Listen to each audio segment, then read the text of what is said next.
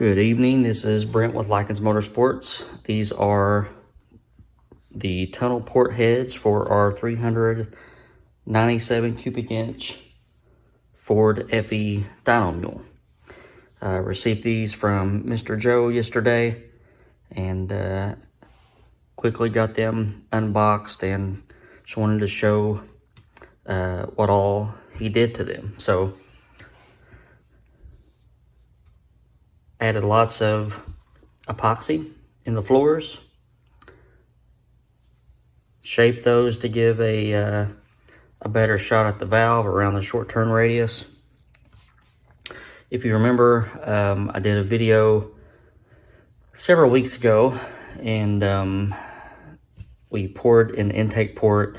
We did some chamber volume work and just some preliminary measurements, and so I sent these off, and already had Bobby at Houston Vapor Blasting to clean up the intake manifold and had that drop shipped to Joe. So everything is now ported, and got to do a few other things to get these ready, and we'll go over the flow numbers and everything here in a minute. But just a few other things that need to be done. One head has the chambers, combustion chambers, a little bit bigger than the other head, so we'll have to cut that head down to make it match. And then Joe saved me a lot of headache because he found where this exhaust seat had spun after the valve job. So that's very concerning, obviously, because not only did it spin, but it has spun after the valve job while the heads were not hot. So we can't really figure out how this happened, other than it's possible that after machine work was done and they were put in a hot jet wash, maybe the press fit loosened up a little bit and the seat spun. I don't know, but we're going to replace that seat and obviously have to check, touch up on the valve job. But I would have never caught that. I don't have that good of an eye. Joe, as soon as he got the heads, he's like, hey, you need to look at this.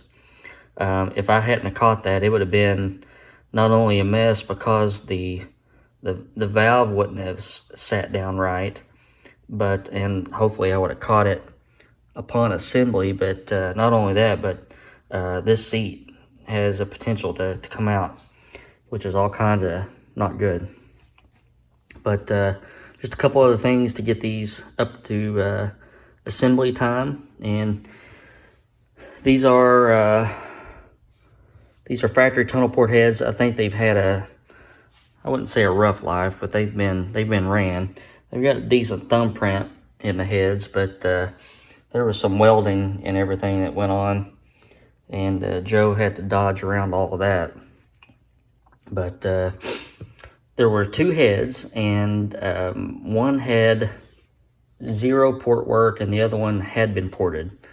So if we look at the one that had zero port work, when Joe got it, it flowed 319 CFM. I think the ported head, just going off of memory, but I think it was like 330 or so. So after port work, Joe essentially picked these heads up 55 CFM. So we went from 319 to 375 and some change.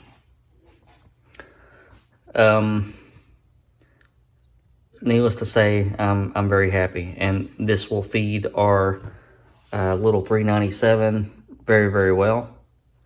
I'm going to stuff these heads. I've already got the valves, some SI and Manley valves, and they are 5/16 stem, 2 1/4, 175 valves. And aside from this seat that needs to be corrected and a little bit of touch milling on one head, we'll be ready to assemble. I've got some PSI valve springs ordered with some Manley titanium retainers and some titanium valve locks. And we'll get these heads assembled just as soon as the machine work is done.